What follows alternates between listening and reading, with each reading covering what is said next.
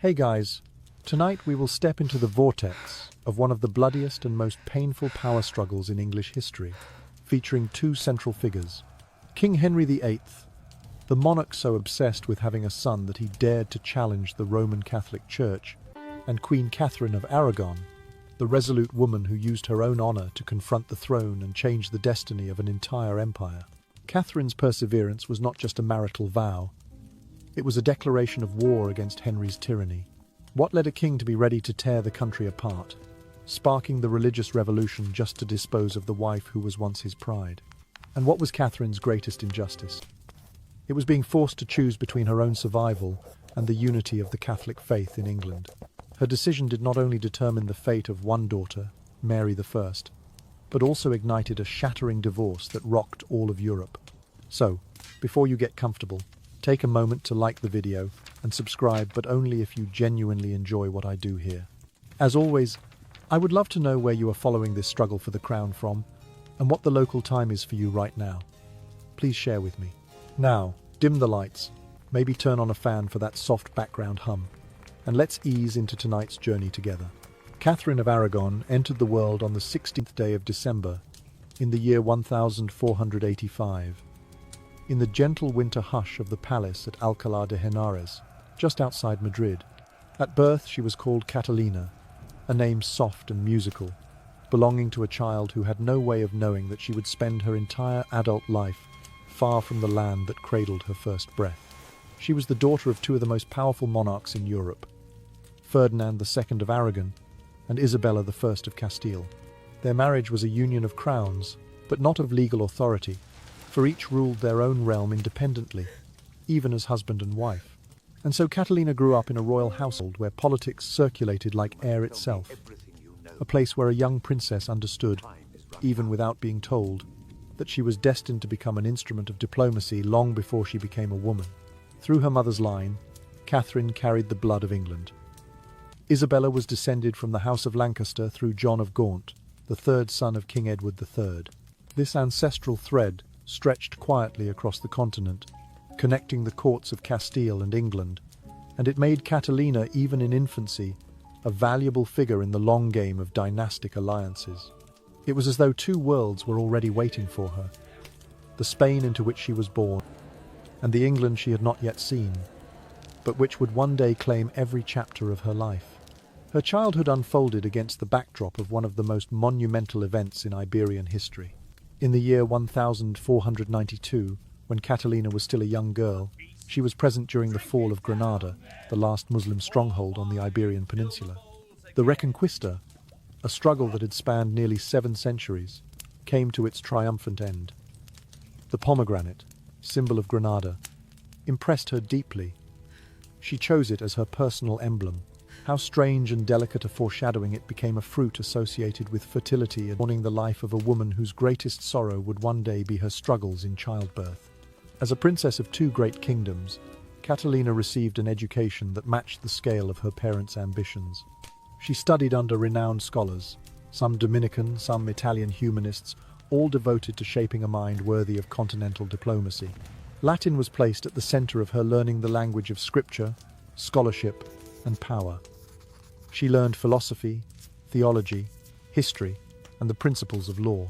She was instructed in languages as well, for a royal daughter was expected to speak to Europe in more than one tongue. Her education was firmly rooted in Catholic devotion. Every idea was framed by faith, every lesson tethered to the teachings of the Church. She absorbed it eagerly. Even the great Erasmus of Rotterdam, the intellectual star of the early Northern Renaissance, would later speak admiringly of her learning. These years of disciplined study shaped Catherine into a woman of unusual composure, intelligent, steady, and anchored by a devout sense of purpose. She grew up with a quiet confidence, the kind born not from power itself, but from understanding its weight. Because Ferdinand and Isabella governed two separate realms, the royal court moved constantly across the vast lands of Castile and Aragon. Catalina's childhood was therefore a wandering one, traveling from province to province, palace to palace, following the rhythm of royal duty. She learned early how to adapt to new surroundings, new faces, new ceremonials. Perhaps without knowing it, she was preparing for a life in which she would forever be a foreigner, always adjusting, always blending dignity with resilience. Amid these journeys, she watched her parents forge a unified Spain out of territories long divided by religion and war. She saw the firmness of Isabella, the calculation of Ferdinand, and the way their partnership shaped a kingdom rising into a new age. From them, she inherited a sense of responsibility, a belief that one's life belonged not only to oneself but to a greater cause, a belief that would carry her steadily through heartbreak, uncertainty, and the quiet battles that awaited her across the sea. As her childhood faded into adolescence, one truth became increasingly clear. Catalina was being prepared for something beyond Spain, beyond the safety of home. A marriage awaited her, one that would bind her future to England, and though she could not know it then, that marriage would take her far from her birthplace, never to return, shaping her destiny in ways no child could foresee. In England, the final years of the 15th century were marked by unrest so deep that it seemed to hum beneath the soil. The Wars of the Roses had fractured the kingdom, leaving behind decades of bloodshed, shifting loyalties, and a throne that seemed to belong to no one for very long. When the year 1485 arrived, a single battle at Bosworth Field brought an end to that long conflict. Henry Tudor defeated King Richard III and claimed the crown as King Henry VII. Yet even in triumph, his claim trembled like a candle flame in a cold wind. Many believed he had only won by fortune, not by right, and the crown rested on his head with uneasy balance. Knowing how fragile his position was, Henry VII understood that alliances would be his shield. Spain, under Ferdinand II of Aragon and Isabella I of Castile, had risen into a unified force of immense power. Their combined kingdoms, disciplined armies, and growing influence made them the perfect partners for a new English dynasty in desperate need of legitimacy. So when Arthur, the firstborn son of Henry VII, entered the world in the year 1486, the king looked immediately across the sea. A marriage between young Arthur and young Catalina of Spain could bind the Tudors to one of the strongest royal houses in Europe. The negotiations began when both children were still in the soft, uncertain years of early childhood. Though they were far too young to understand diplomacy, their names were already being shaped into tools of statecraft. Across almost 10 years, English and Spanish envoys travelled back and forth, their discussions weighed down by numbers, pride, and the endless calculations of royal politics.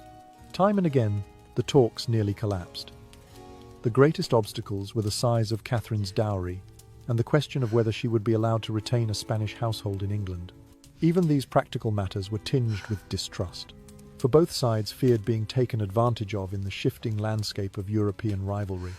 And yet, no matter how the disagreements fared, the need for unity against France kept the negotiations alive. France, ambitious, near, and powerful, was a looming presence both kingdoms wished to contain. Thus, even when talks stalled, diplomacy always returned to the table. At last, in the year 1498, the marriage agreement was formally approved. A year later, in the year 1499, a proxy wedding was held in England, symbolically binding Catherine to Arthur, in a ceremony she did not attend. The arrangement was legal, but not yet lived. She remained in Spain, preparing quietly for a future she had only heard described in letters. Then came the autumn of the year 1501, the season when her life would turn permanently away from its Spanish roots.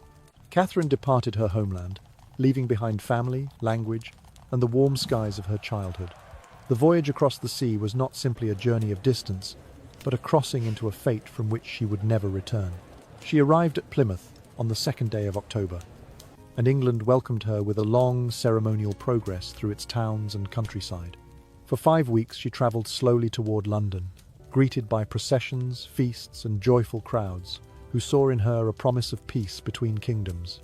The air was crisp, and the days shortened as she moved northward, adjusting to the colder climate, the unfamiliar voices, the weight of expectation settling softly around her shoulders.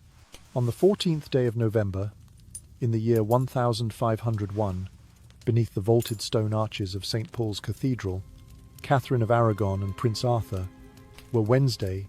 The ceremony was splendid and carefully crafted, a symbol of unity not just for the young couple, but for England and Spain alike. Yet beneath the gold and silk, under the music and incense, destiny stirred with a quiet warning. No one present could foresee that this marriage, celebrated with such hope, would become the first step into a long chain of sorrow, shaping the future of kingdoms and the fate of Catherine herself. It was the beginning of a story woven with beauty and tragedy, and Catherine, still barely more than a girl, was stepping into a life that would ask far more of her than she could possibly imagine. Immediately after the wedding, Catherine and Arthur travelled to Wales, where the young couple were expected to fulfil the ceremonial responsibilities of the Prince and Princess of Wales. The air there was colder, the landscape quieter, and life seemed to settle into a gentle rhythm, brief, fragile, and destined not to last. Only a few months had passed when the shadow of illness fell upon them both. The sweating sickness, a mysterious and deadly epidemic that struck without warning, swept into their household. Its symptoms rose quickly like a storm. Sudden chills, fierce fever, and the relentless drenching sweat that gave the disease its name. Catherine suffered through its violence and survived, but Arthur did not. On the 2nd day of April, in the year 1502, the prince died at just 15 years of age. With Arthur's death, Catherine's world collapsed in a single moment.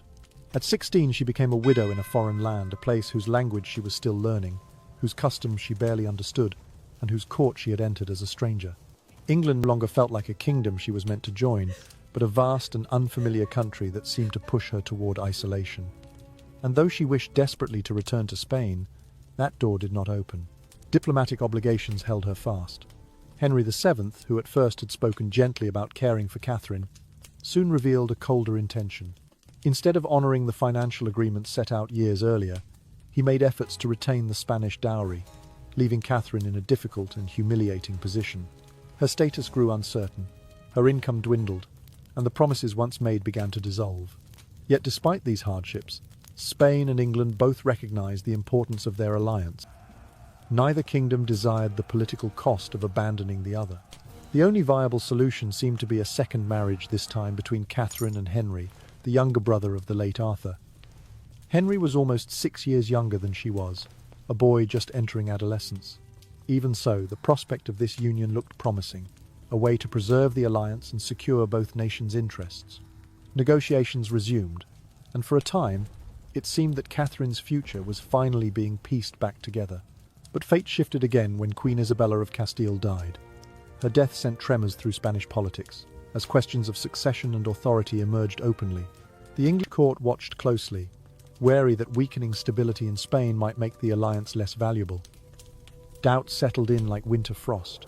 The marriage negotiations slowed, then stalled, then slipped into an uncomfortable silence. England hesitated. Spain struggled with internal disorder, and Catherine, caught between the two, was left without direction. She remained in England, not permitted to return home and not embraced fully as a future bride. Her existence became a suspended one, not princess, not wife, not widow in her own land. She lived at Durham House in London, surrounded by a shrinking Spanish household. Illness visited often, money was scarce. Letters from home arrived with too few assurances. Even the young Henry, the boy she was supposed to marry, was kept at a distance, instructed not to grow too familiar with her. The years passed with slow, heavy steps. Catherine endured them quietly, bound by duty and hope, though neither rewarded her. Her father, her sister, the Spanish ambassadors, they offered encouragement, but none could alter the decisions made in distant courts. She was a princess in name, but her reality was shaped by uncertainty and loneliness. It was not until the year 1509 that the clouds began to part. Henry VII died, and his son, the same Henry, who had once been her shy, distant brother-in-law, ascended the throne as King Henry VIII. Young, spirited, eager to break away from his father's cautious shadow, he made his intentions clear, almost immediately. The long-delayed marriage that had hung over their lives for years would finally take place. For Catherine, it was as though the world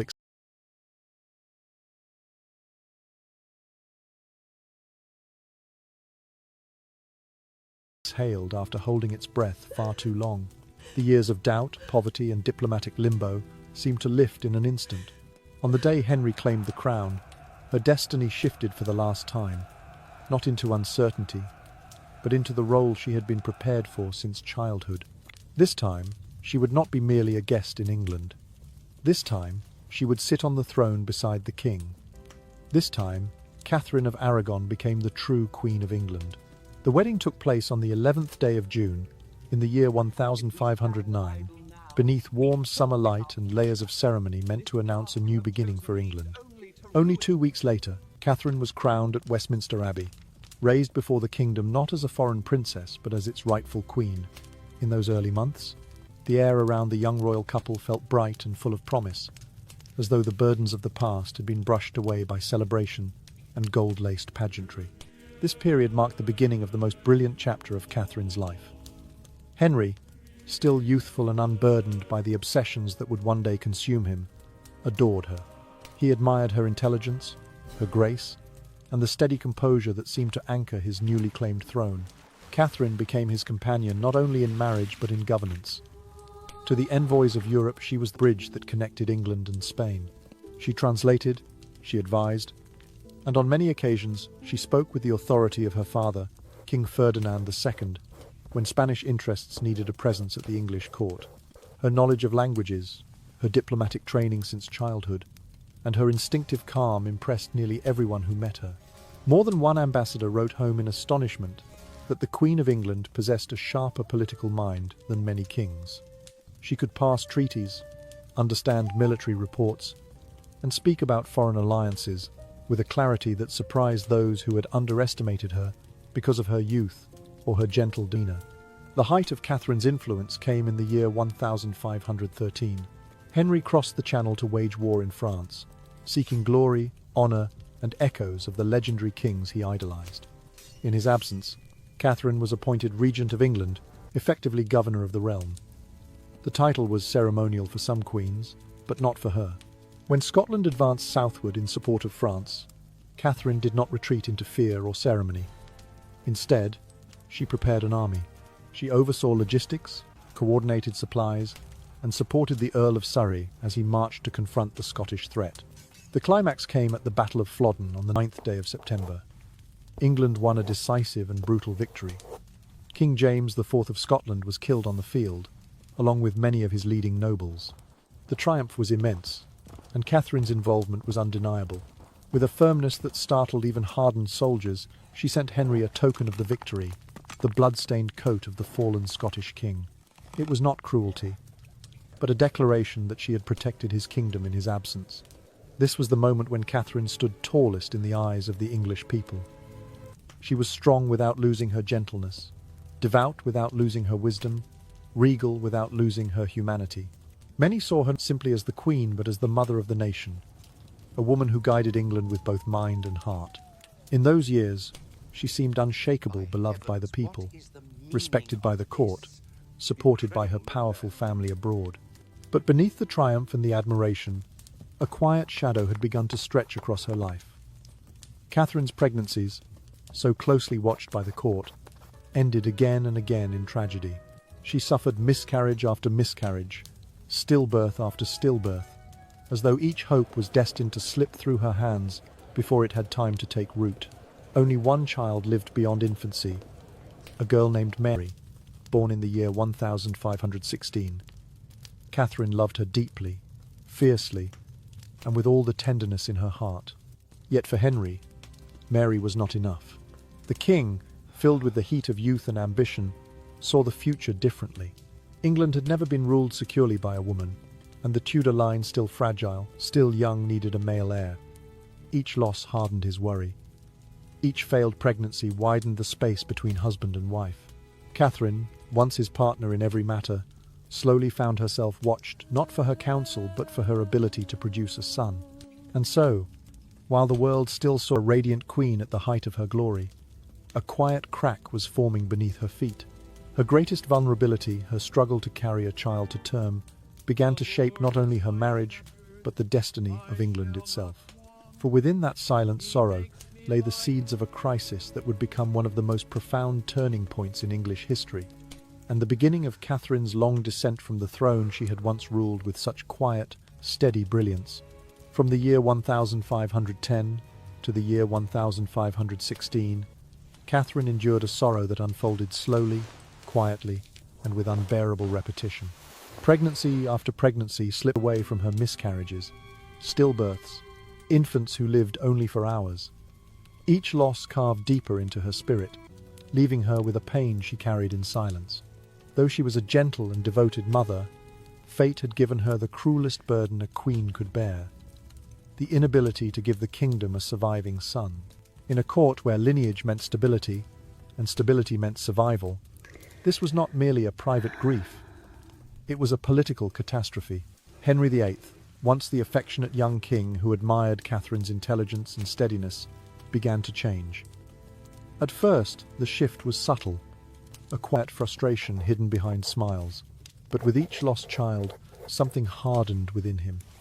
The king who once saw Catherine as his equal in mind and heart began to see her only through the narrow lens of succession. When Catherine turned 35, Henry's impatience became impossible to ignore.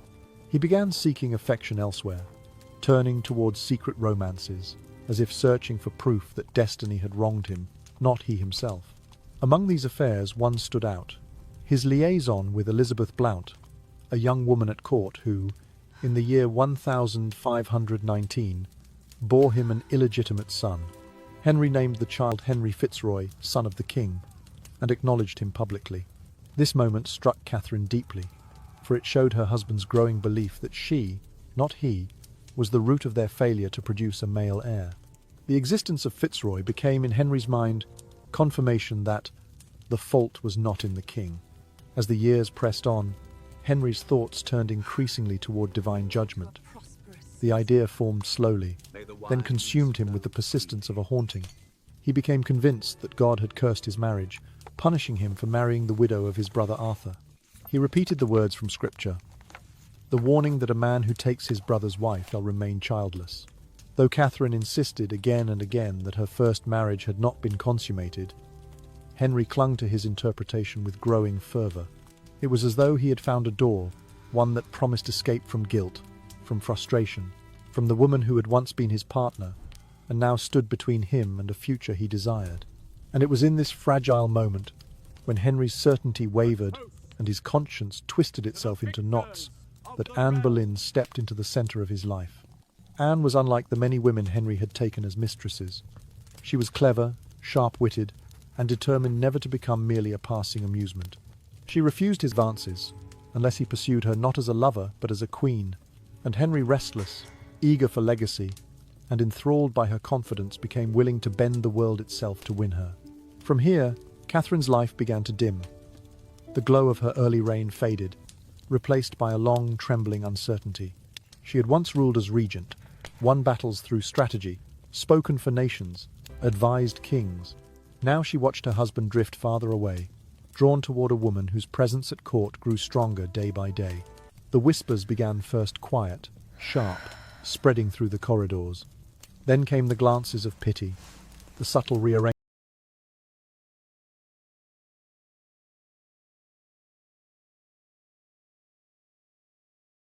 in courtly gatherings, the shifting loyalties as nobles sensed the change in the king's heart. Catherine, who had given England stability, diplomacy, and unwavering dignity, was slowly being pushed to the margins of a story she had once helped to write. Her struggle to bear sons became the weapon used against her. Her devotion became a shadow. Her crown, once so secure, trembled with every passing month. The road ahead would be darker, still filled with trials, political storms, and heartbreaks too heavy for any one woman to bear. The crisis that now hovered like a silent cloud around the throne would not only reshape Catherine's life, but alter the course of England itself. For the arrival of Anne Boleyn, coupled with Henry's growing obsession, was the beginning of a tragedy that would echo for centuries.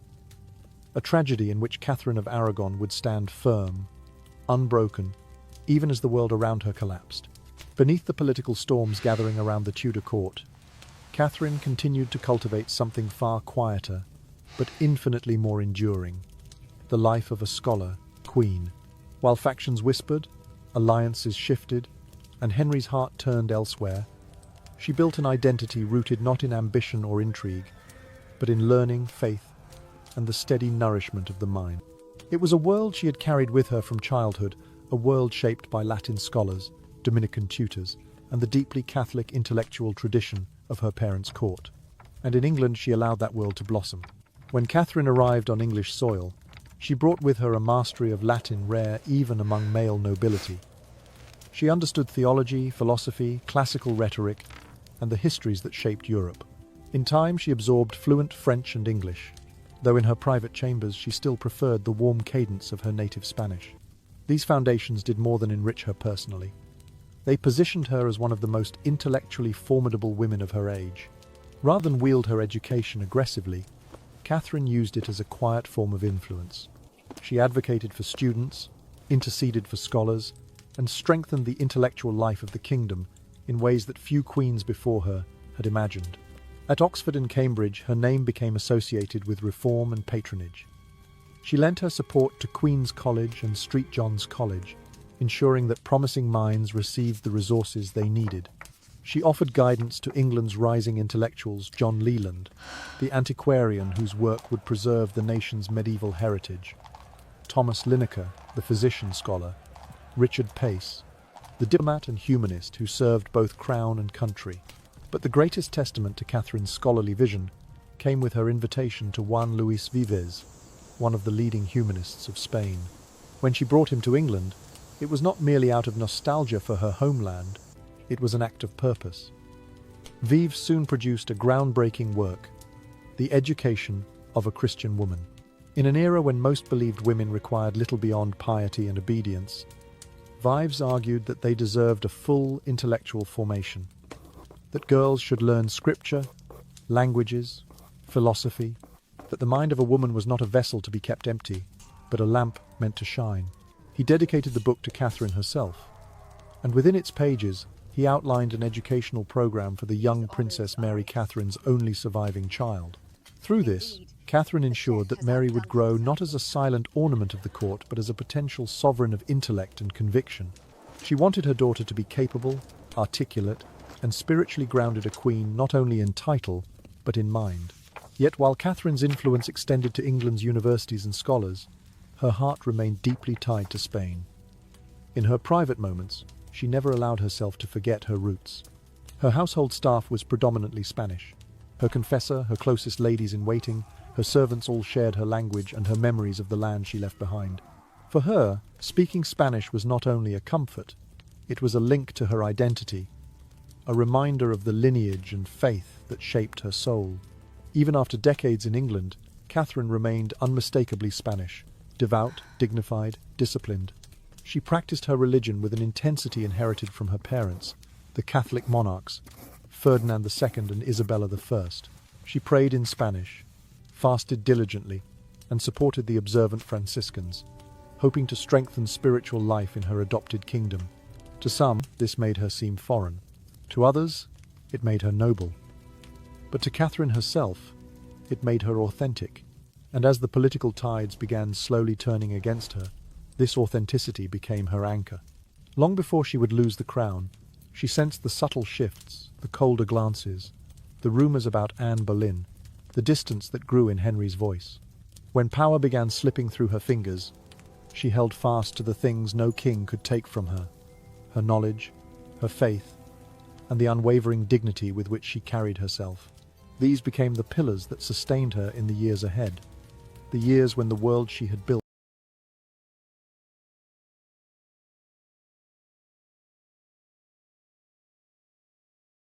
would be tested, stripped away, and reshaped by forces far beyond her control. But for now, Catherine of Aragon still stood serene in the glow of what she had created. A court enlightened by scholarship, a daughter educated for greatness, and a legacy that would outlast every political storm to come. While Catherine nurtured learning, family, and faith, the political map of Europe was shifting beneath her feet in ways more dramatic than anything she had faced in her early years. The death of her father, King Ferdinand II, created a vacuum that was swiftly filled by her nephew Charles V, a young man whose inheritance was nothing short of colossal.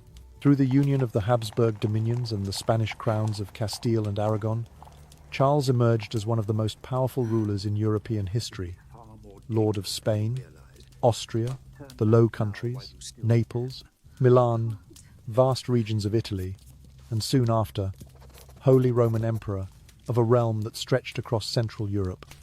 His rise reshaped every diplomatic equation on the continent. England now found itself standing before a crossroads.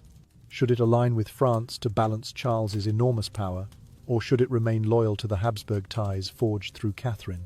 In the centre of this political storm stood Cardinal Thomas Wolsey, Henry's chief minister, the architect of England's foreign policy, and the man who held more practical authority than any other figure in the kingdom. Wolsey attempted to maintain a delicate balance, dreaming of becoming the great mediator of Europe. His most ambitious project came in the year 1518, when he orchestrated the Treaty of London, a grand peace pact in which major European powers pledged mutual non-aggression. For a brief moment, Wolsey appeared to be the conductor of a harmonious Europe. But harmony dissolved quickly, old rivalries reawakened, and England soon pivoted again, first against France, then cautiously toward France, then back toward the Habsburgs. Alliances turned like wheels in a storm, constantly shifting and grinding. And in these shifts, Catherine found herself increasingly sidelined. In the early years of Henry's reign, Catherine had been the natural voice for Spanish interests.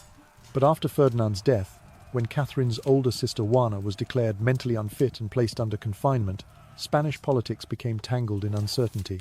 With Juana effectively displaced, and Charles V rising as an independent superpower, England no longer looked to Catherine as a diplomatic guide.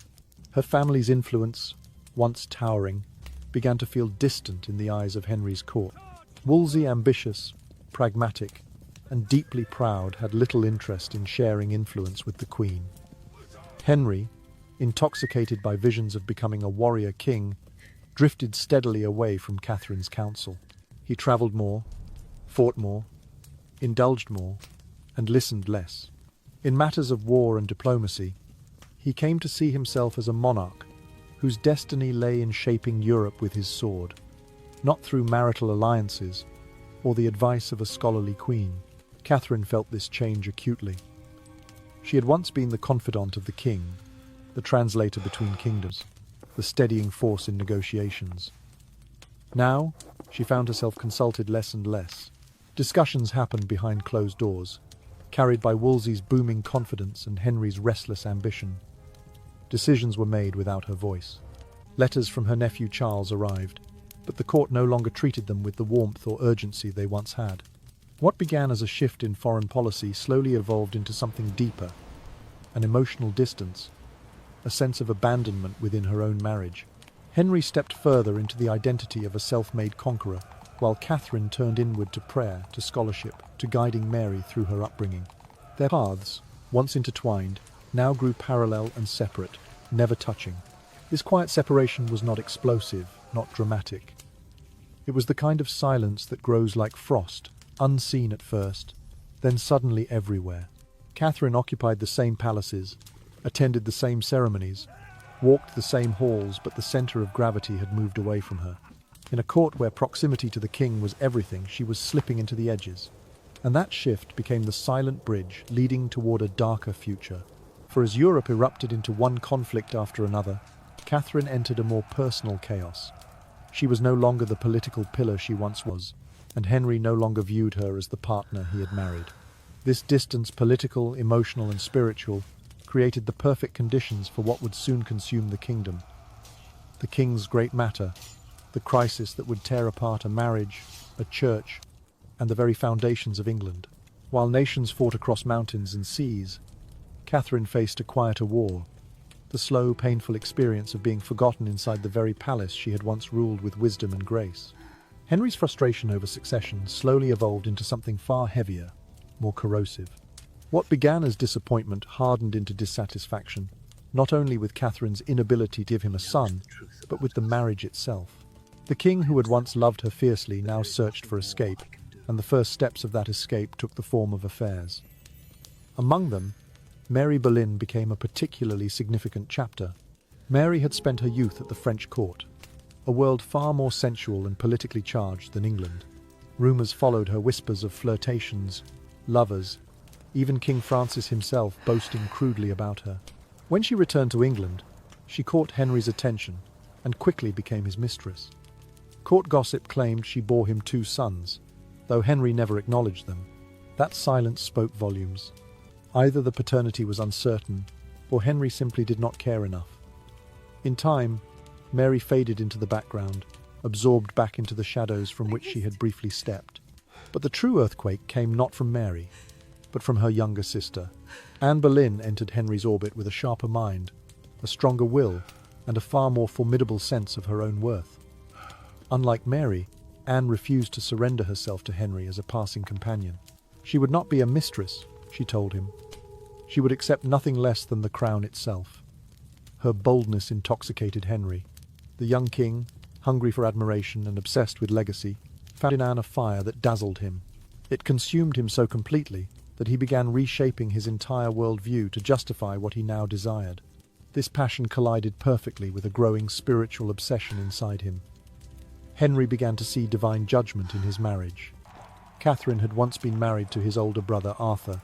If that marriage had been consummated, something Catherine denied, then Henry believed he had violated the law of God by marrying her.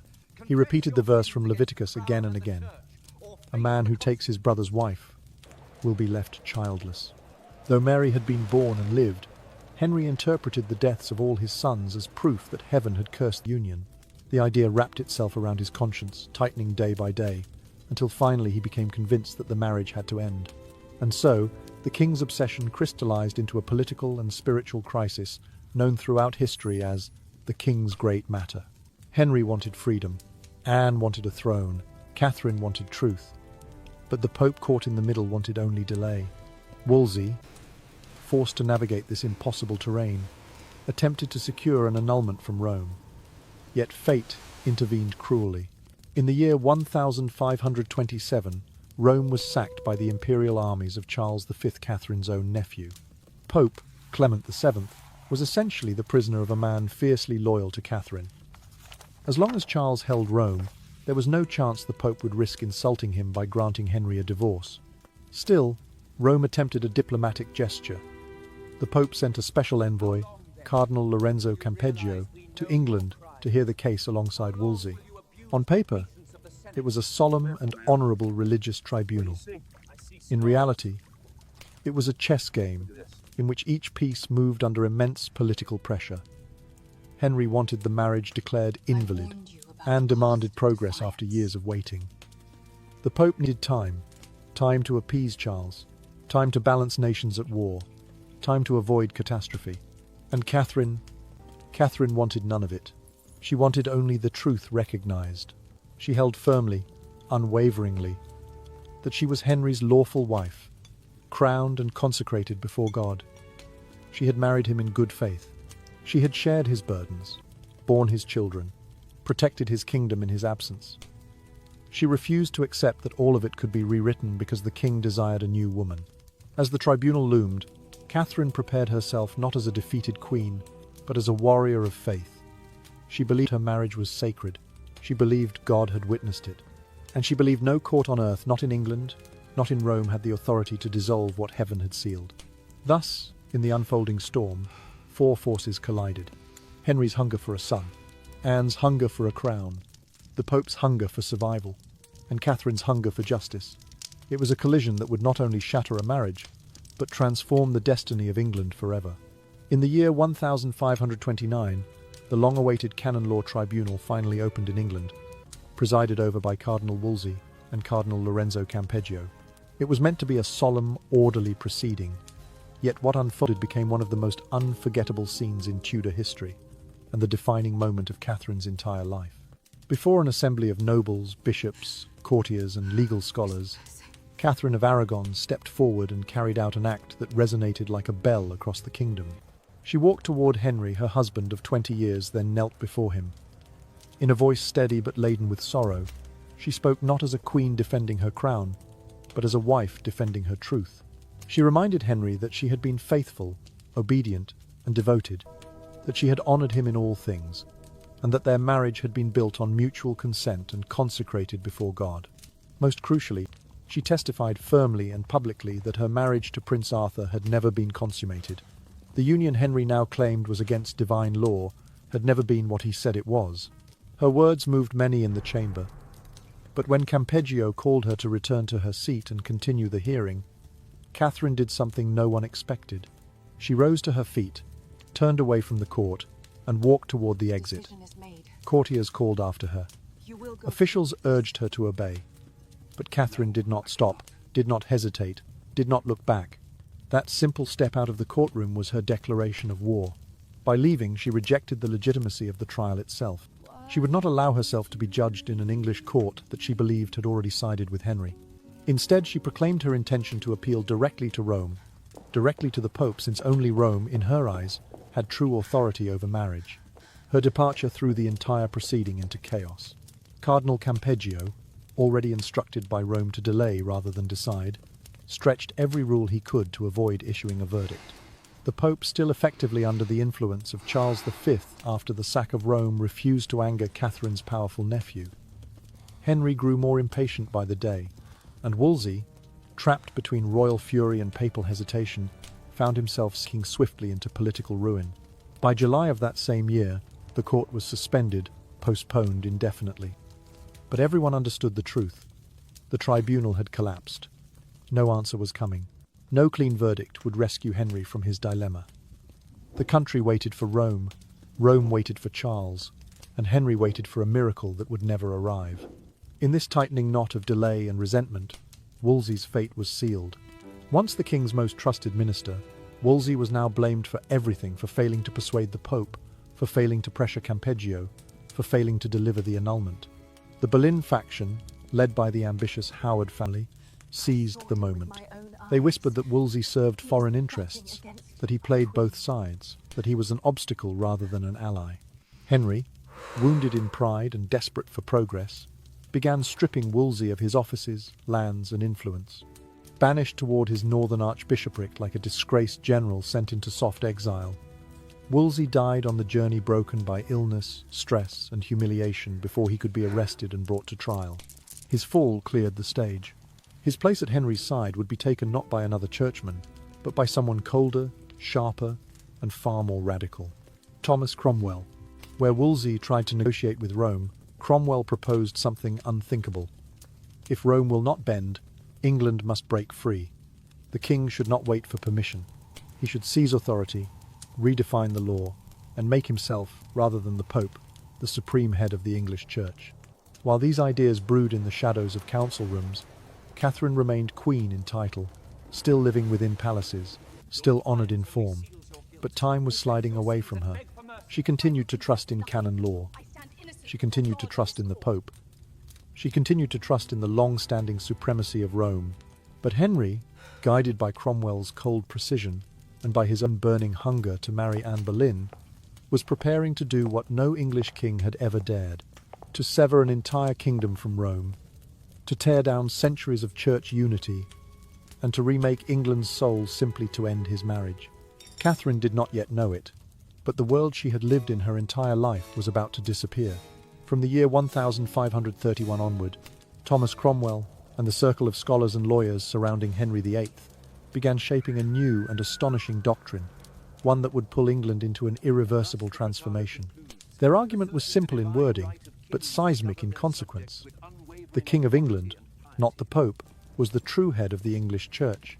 In the midst of the Protestant Reformation that was sweeping across Europe, this idea found fertile soil.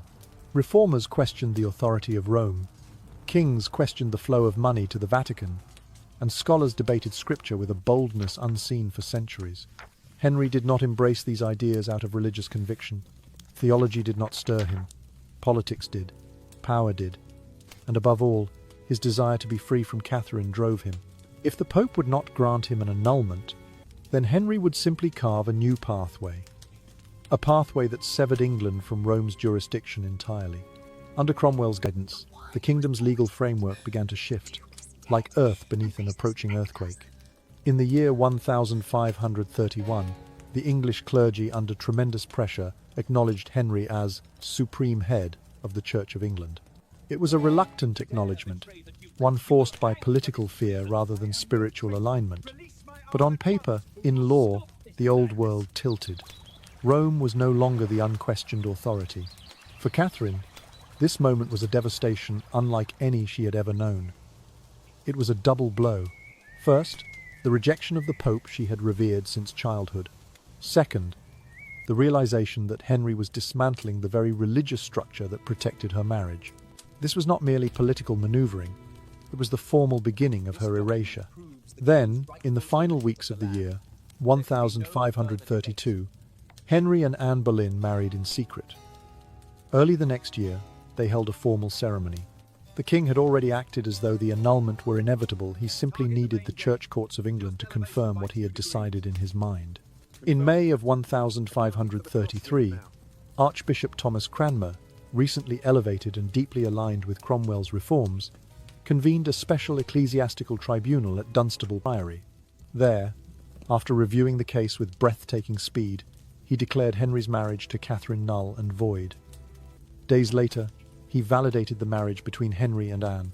With a few strokes of a pen, Catherine, queen for more than 2 decades, was stripped of her title, her status, and her place beside Henry. She became, in the eyes of the new English church, a woman whose marriage had never truly existed. But for Catherine, the pain ran deeper than politics.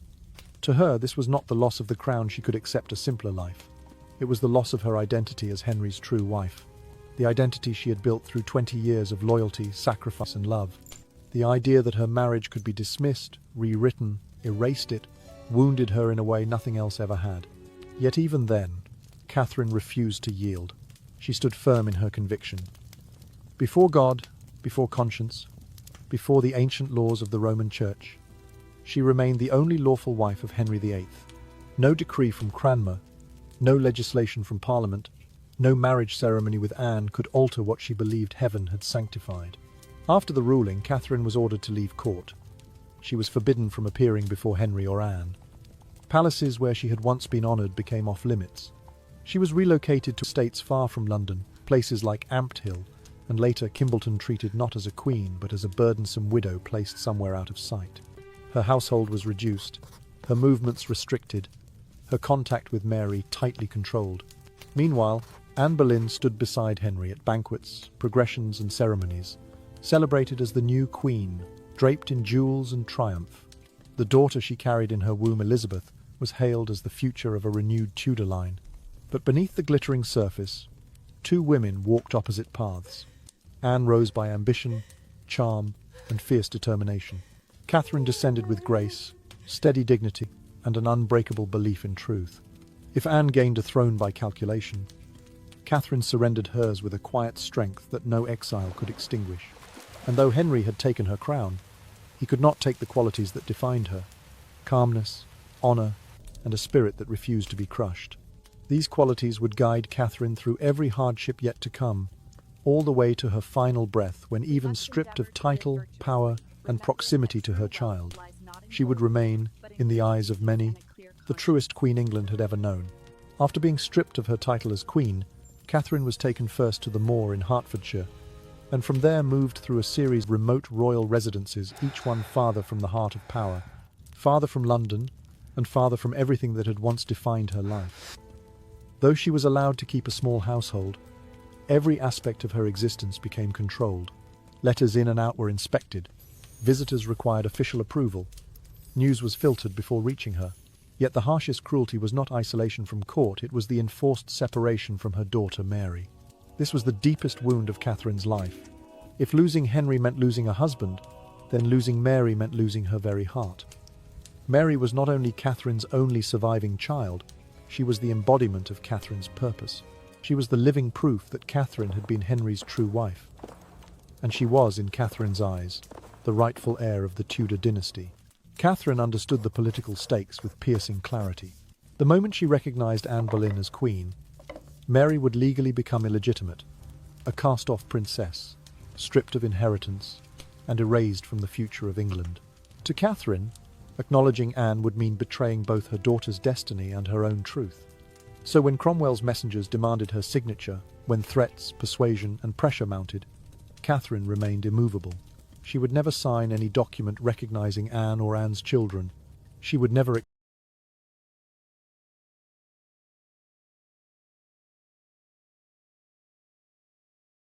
accept the annulment. She would never abandon Mary. Her loyalty to her daughter became her final battlefield, and she stood upon it alone. Beyond the walls of her confinement, ordinary English people still loved Catherine. She was seen as the true queen, the pious, long-suffering, faithful wife, unjustly discarded. This widespread sympathy irritated Henry and alarmed Cromwell. The more the people admired her, the more dangerous her presence became. It was not power they feared, but influence, and so they pushed her farther away. In the year 1534, Catherine was moved to Kimbolton Castle, a cold, aging residence in Huntingdonshire. It was here, amid heavy stone walls and dim winter light, that she would spend the final chapter of her life. Her household was reduced again. Most of her Spanish attendants were dismissed. Mary remained forbidden to visit her. Catherine lived in just a handful of rooms, often too weak to leave her bed. Signs of illness had been creeping into her days for months. Persistent chest pain, growing fatigue, shortness of breath, a deep exhaustion that no rest could ease. Yet her spirit did not falter. She continued writing letters to the Pope, to Emperor Charles V, her nephew imploring them not to recognize the divorce, not to honor Anne Boleyn's crown, not to abandon the truth she had fought to defend for so long. Even as her body weakened, Catherine's resolve remained iron. She prayed daily, fasted when she could, and refused to address herself as anything other than Queen of England. Those who served her at Kimbolton described her as gracious, calm, unresentful, but also unbreakable. Her world had shrunk to a castle on the edge of the kingdom. She had lost her crown, her place at court, and the comfort of her daughter's presence. Yet none of this stripped her of her dignity. Instead, exile seemed only to polish what already made her extraordinary. Her quiet courage, her steadfast faith, her unwavering devotion to her child. In those last years, Catherine no longer ruled from a throne, but she ruled her sorrow with grace.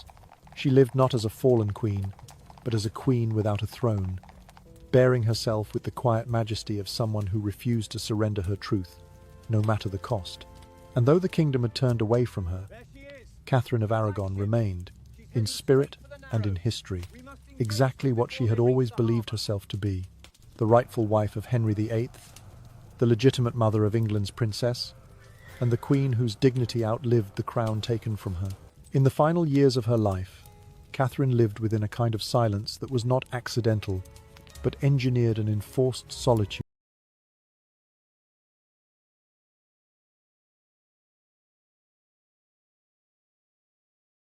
shaped by politics, fear, and the slow cruelty of abandonment. Henry, now fully aligned with Anne Boleyn and the new order Cromwell had constructed, forbade Princess Mary from seeing her mother. His fear was calculated. If Catherine and Mary were allowed even a moment together, they might flee to the continent, seek refuge under Emperor Charles V, and ignite a rebellion backed by the most powerful monarch in Europe. And so, the mother and daughter, once inseparable, were kept apart with a ruthlessness that broke both their hearts. Mary begged repeatedly for permission just to embrace her mother, to speak with her face to face. But Henry refused every request. Their only connection came through secret letters, smuggled by loyal servants at great risk. These small scraps of paper, ink fading, words trembling with longing, were all that held them together across the widening distance enforced by the crown. Catherine, now confined to the damp and draughty walls of Kimbolton Castle, lived surrounded only by a handful of devoted Spanish attendants. Gone were the days when she presided over court, guided diplomacy, and moved through England with regal certainty. She had become a presence hidden from sight, a queen reduced to a whisper, a figure kept deliberately in the shadows so the new world Henry built would not be threatened by her dignity. Illness soon began tightening around her like a cold winter cloak. She coughed constantly. She struggled to breathe. Sharp pain gripped her chest. Coming in waves, she tried to hide from those who served her. Later examinations would suggest that she suffered from melanotic carcinoma, a rare form of cardiac cancer. Yet even as her body weakened, her resolve did not. Beyond the castle walls, England watched its two queens with very different eyes. Catherine, the cast-aside wife, the mother wronged, the woman whose only crime was loyalty, became a quiet symbol of suffering and righteousness. Common people spoke of her with reverence. They prayed for her. They whispered that God himself would not forget her. Anne Boleyn, in contrast, faced growing hostility. Her sharp tongue, her ambition, her arrogance alienated those who once cheered for her rise. Many saw her not as a true queen, but as the woman who shattered a royal household, the spark that set England ablaze. Whenever Anne walked in public, the applause felt thin, the whispers sharp. This division deepened when Elizabeth Barton, the so-called Holy Maid of Kent, proclaimed that Henry's marriage to Anne was cursed, and that the king would die soon after wedding her. Crowds flocked to hear Barton. Many believed her visions. And where did their sympathies lie? With Catherine, the rightful queen, the wronged wife. Though Barton was eventually arrested and executed at Tyburn for treason, the fire she lit showed how deeply Catherine remained rooted in the hearts of the people. Then came Parliament's decisive blow, the Act of Succession, passed in the spring of 1534. It declared Anne Boleyn's children legitimate heirs to the throne and labelled Mary, a princess born in a consecrated marriage, illegitimate. In the eyes of the law, Mary was now a child without status, without inheritance, without name. But Catherine did not break. Not when her title was taken, not when her daughter was stripped of her birthright, not when sickness hollowed her strength, not even when England itself turned upside down. Instead, she clung to her truth with the same unyielding force that had always defined her. She wrote secretly to Mary, "Do not acknowledge any queen but me. Do not bend to that which you know is false. Hold fast, my child, for God is just."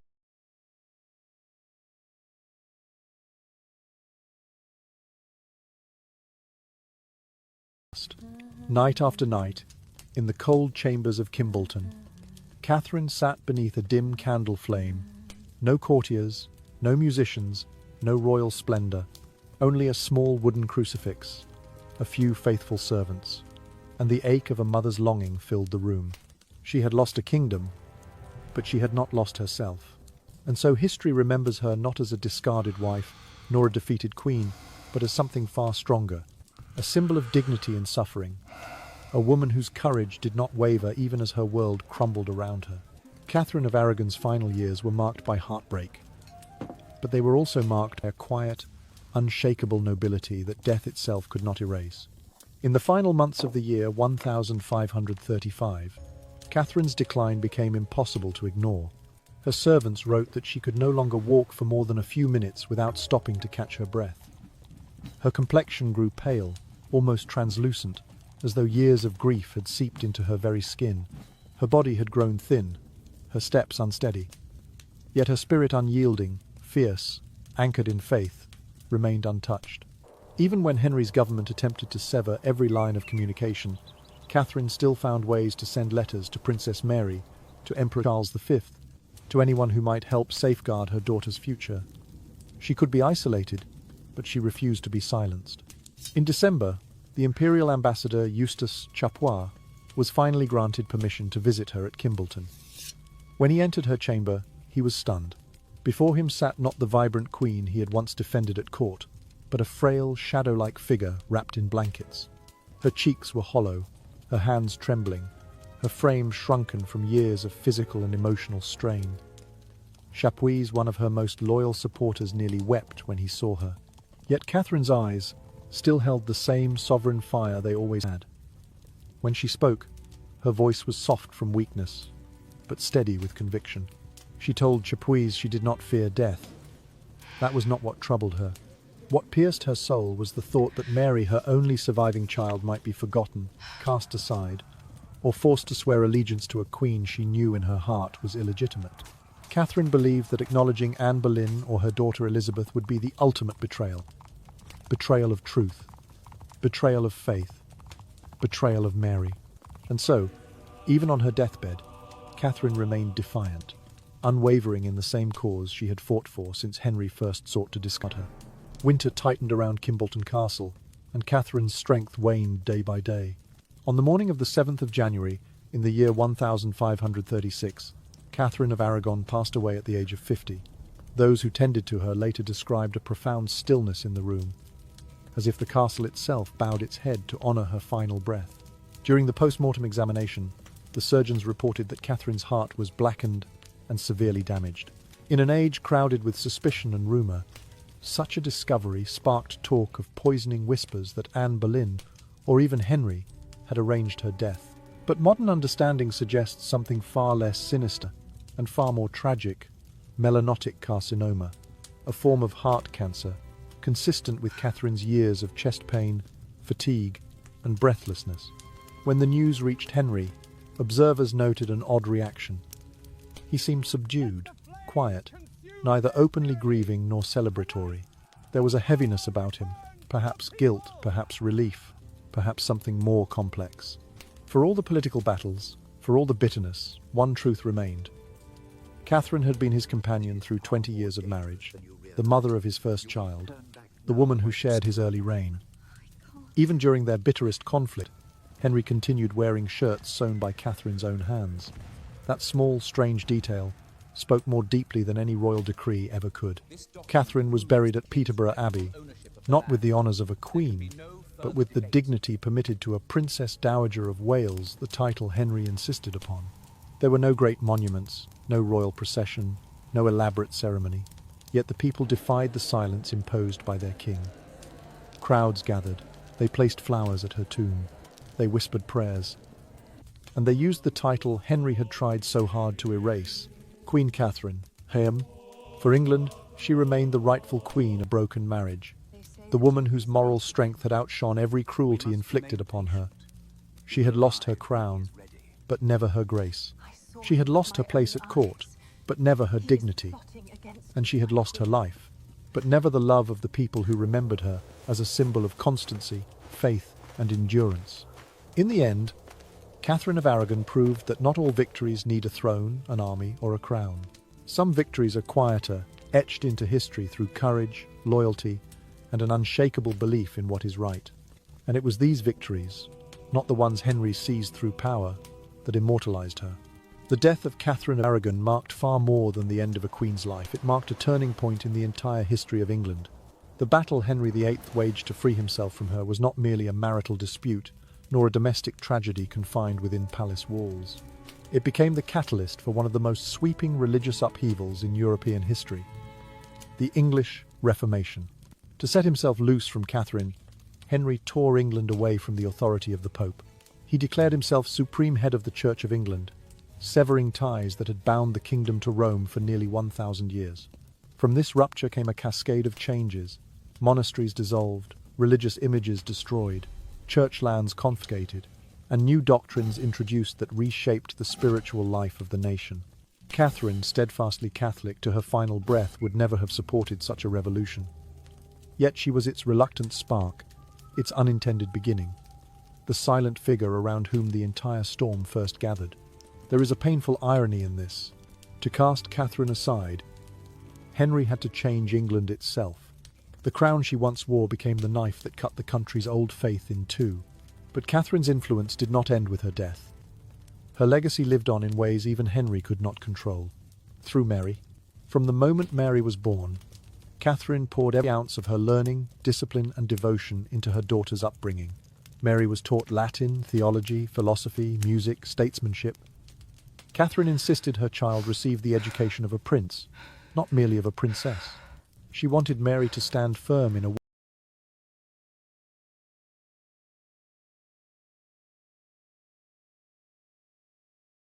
world that might one day attempt to erase her. Those lessons formed the backbone of Mary's character, her resilience, her fierce sense of justice, her unwavering faith. Years later, after the downfall of Anne Boleyn and the brief reign of Edward VI, Mary ascended the throne as Queen Mary I, the first woman to rule England in her own right. Her determination to restore Catholicism and her uncompromising nature were both reflections of her mother's teachings.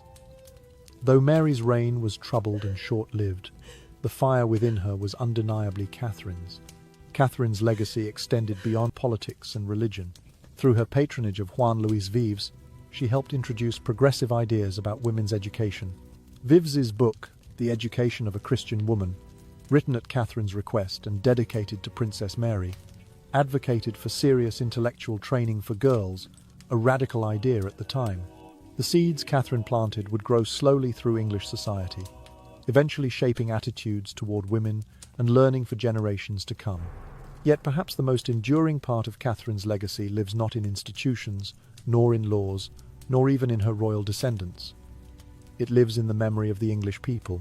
To them, Catherine of Aragon remained the true queen, the woman wronged but never defeated. She stood for loyalty without manipulation, virtue without self-righteousness, and strength without cruelty. She never schemed, never sought revenge, never plotted against her enemies. She fought only for truth, for faith, and for her daughter. In the centuries that followed, the contrast between Catherine and Anne Boleyn made Catherine's reputation shine even more brightly. Where Anne was seen as ambition and fire, Catherine was seen as steadfastness and grace. Where Anne's story ended in beheading and scandal, Catherine's ended in sorrow but also in dignity. Her power came not from her crown, but from her character. She lost everything the world could take from her: her title, her home, her husband's love, her place at court, but she never lost herself.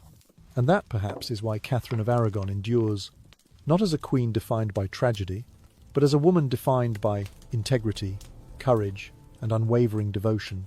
Her life is proof that some victories are not written in laws or won by armies. Some victories are won quietly, in the heart, in the soul, in the refusal to surrender what is right. And those victories, Catherine's victories, have outlasted every crown. Looking back across the entire arc of Catherine of Aragon's life, one could easily forget that she began not as a tragic queen, but as a royal child, born into the heart of two great empires. She was a princess of Spain, daughter of Ferdinand II of Aragon, and Isabella I of Castile, raised amid scholars, soldiers, diplomats, and the echoes of conquest. She was meant to bridge kingdoms, unite dynasties, and strengthen Europe. But destiny led her into a marriage that would become the centre of one of the most violent storms in English history. Catherine may have lost her crown, she may have lost her husband, she may have been torn from her daughter and left to die in loneliness. Yet there is one thing she never surrendered: her dignity. From the young girl standing on the ramparts of Granada in 1492, watching the final victory of Christian Spain, to the regal queen who governed England in Henry's absence during the Battle of Flodden, to the exiled woman confined in cold stone rooms at Kimbleton, Catherine never betrayed her convictions. Politics stripped her of position, but it never touched her integrity. She refused to lie to save herself. She refused to abandon Mary. She refused to acknowledge injustice as lawful, no matter how many crowns and swords stood behind it. Even at the end, in her final letters to Mary, Catherine's message was unwavering in its tenderness and strength. "I do not fear death. I only fear that you might live in injustice." Those words distilled her entire life into a single truth. Catherine was, above all things, a mother fighting not for her own glory, but for her daughter's future. History later cast long shadows across Henry VIII's marriages, and in those shadows the truth becomes painfully clear. Of the 6 wives who shaped his turbulent reign, Henry destroyed nearly all of them. Anne Boleyn was executed. Catherine Howard was executed. Anne of Cleves was dismissed. Even Jane Seymour died from childbirth complications shortly after giving him a son. But Catherine of Aragon, his first wife, his earliest companion, the woman who stood beside him for more than 20 years, was the only one Henry did not destroy. Not because he did not try, but because Catherine refused to allow bitterness, fear, or humiliation to define her. Somewhere within Henry, beneath layers of pride and stubbornness, there remained a reluctant, lingering respect for her. Perhaps it was admiration, perhaps guilt, perhaps memory, but it was real. And history, with the clarity of centuries, sees what Henry could not. Catherine was never the obstacle to his desires. She was never the barrier preventing him from marrying Anne. She was a profound, courageous, deeply learned woman whose strength ran quiet and deep, too deep for Henry's political maneuvers to erase. Her influence lived on through Mary, who rose decades later as Mary I, Queen of England. And though Mary's reign was troubled, the iron core of her character, her intelligence, her devotion, her unshakable resolve, was Catherine's legacy made flesh. Beyond politics, Catherine's patronage of Juan Luis Vives and her commitment to the education of women planted seeds that would slowly reshape English society. She believed that women deserved to read, to think, to learn a conviction far ahead of its time. Over centuries, the image of Catherine has only grown brighter, not because she wielded power, but because she embodied inner strength. She remained